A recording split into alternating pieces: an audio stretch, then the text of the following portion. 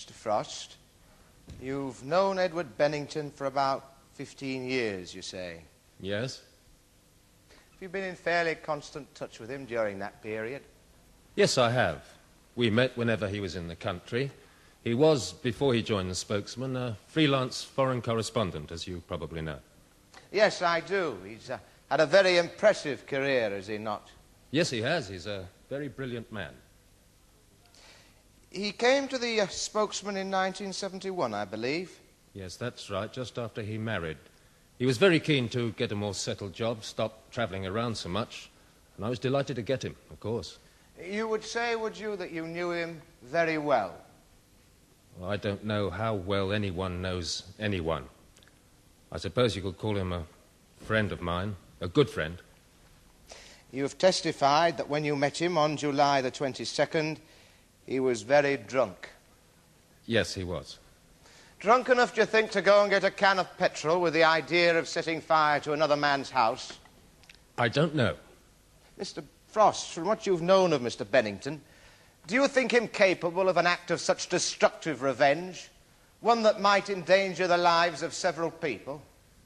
No, it doesn't tally with my knowledge of Ted at all. I would say it would be a most uncharacteristic act. But, however, and I've said this to him often enough, God knows, self-knowledge is difficult enough. To know another person well is next to impossible. We are all capable of doing practically anything. Mr. Frost, do you think that Edward Bennington is an alcoholic? I don't think he is, but I'm not really qualified to answer such a question. I mean, the line between a heavy drinker and an alcoholic is difficult to fix. Ted's been a drinker all the years I've known him, and in recent years a heavy drinker. I suppose you'd say he has a drinking problem.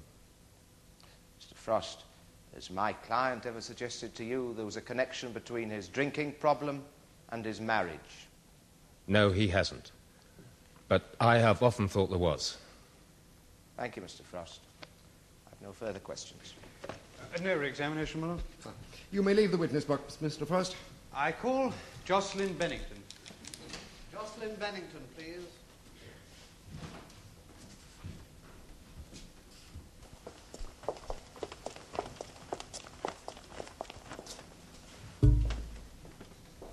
What is your religion? CV.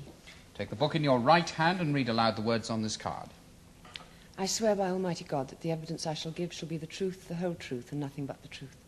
You are Jocelyn Maria Bennington of 17 Stockley Avenue, London, Southwest 13. I am. And you are employed by Mr. Jeremy Clements of Clios Publications as private and confidential secretary. Yes. You've been married to the accused Edward Bennington for 2.5 years, but you have now instructed solicitors to bring divorce proceedings against him.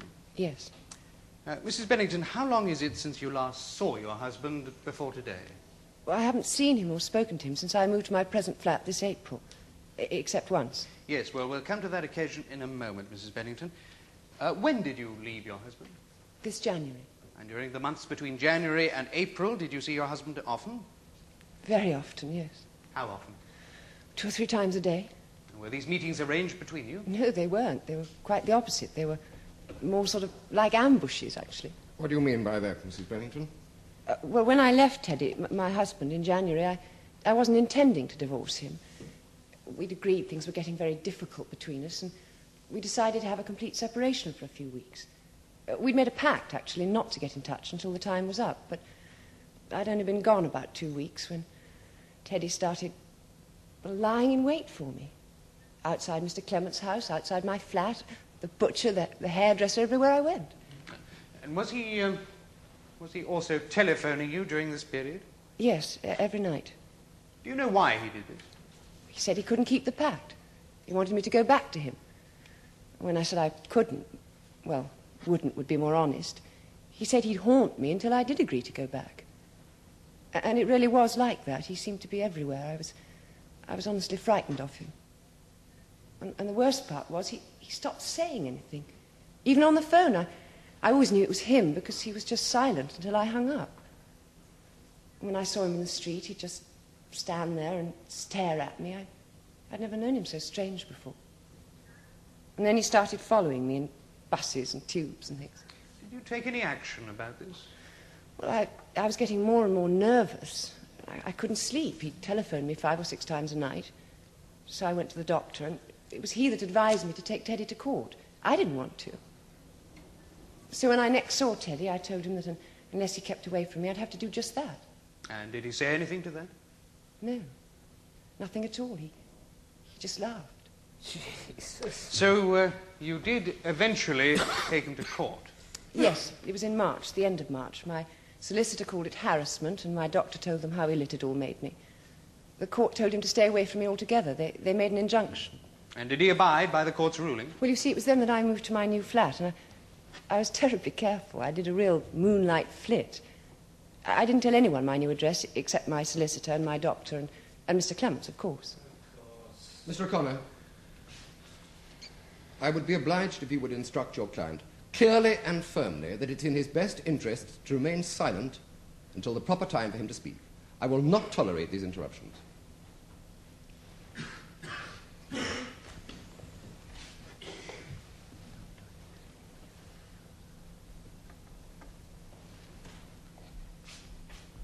My client has asked me to apologise for him, my lord. He promises that nothing of the kind will happen again. I trust that I may rely on that. Mr. Lotterby? I'm obliged, my lord. Mrs. Bennington, you were telling us about moving to your present flat. You were saying that one of the precautions you took was to keep your address secret. Yes, even from friends, just in case Teddy got it out of them.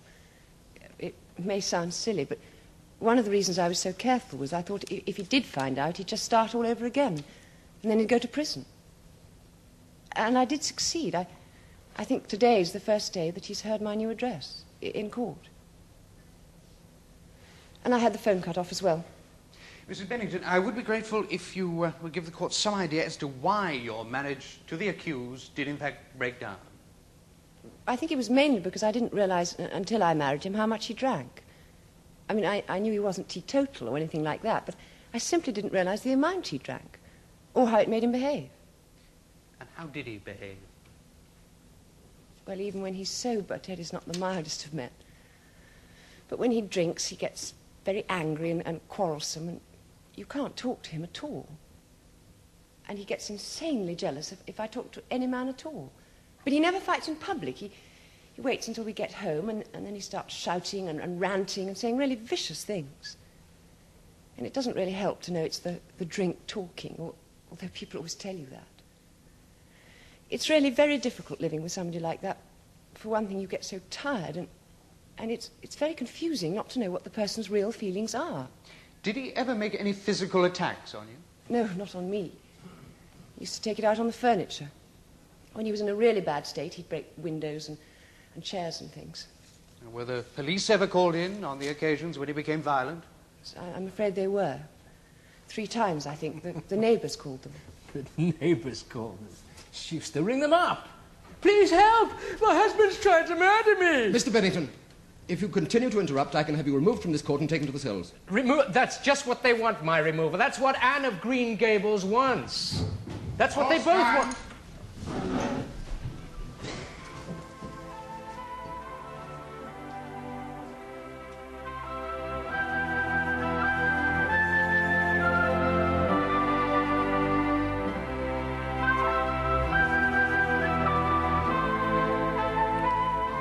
The case of the Queen against Bennington will be resumed tomorrow in the Crown Court.